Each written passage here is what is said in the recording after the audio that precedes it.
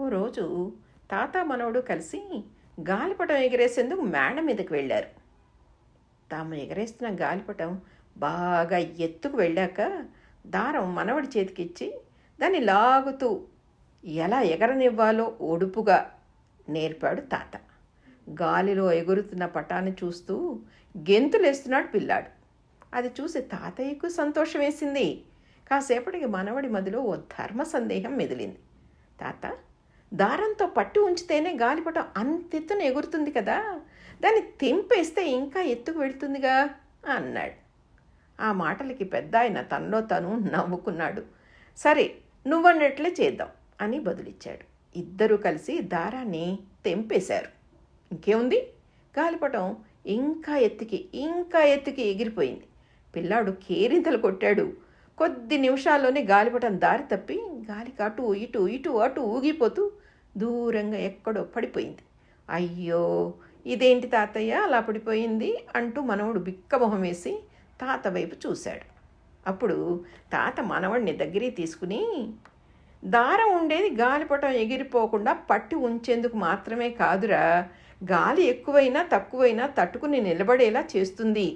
గాలిపటానికి గాలివాటానికి మన నైపుణ్యం తోడైతే మరింత ఎత్తుకు ఎదుగుతుంది. ఆ దారమే లేకపోతే ఇలాగే జరుగుతుంది. దీన్నే తెగిన గాలిపటం అంటారు అని వివరించాడు. జీవితంలోనూ కొంతమంది ఆ పిల్లాళ్లాగే ఆలోచిస్తారు. పెద్దల పిల్లల బాధ్యతలు బంధాలు లేకపోతే ఇంకా స్వేచ్ఛగా తమకు నచ్చినట్లు బతకవచ్చని, ఏవేవో సాధించవచ్చని అనుకుంటారు.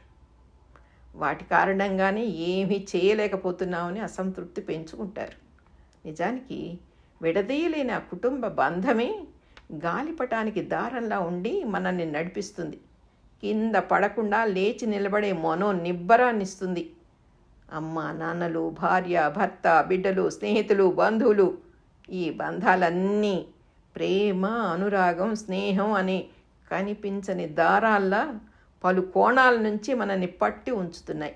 కాబట్టే వ్యక్తిగత సామాజిక జీవితాలని మనిషి సమన్వయం చేసుకోగలుగుతున్నాడు.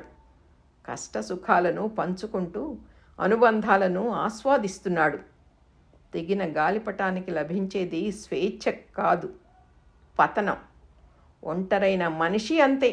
తనకు దారి చూపే పెద్దలు లేకపోతే, తన కోసం వేచి చూసే పిల్లలు లేకపోతే జీవితానికి అర్థం తెలియక ఎటో కొట్టుకుపోతాడు.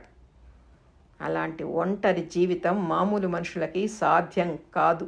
అందుకే బంధాలను బరువుగా భావించక పైకి ఎగరడానికి ఆధారాలుగా మలుచుకోవాలి. వినదగునెవ్వరు చెప్పిన.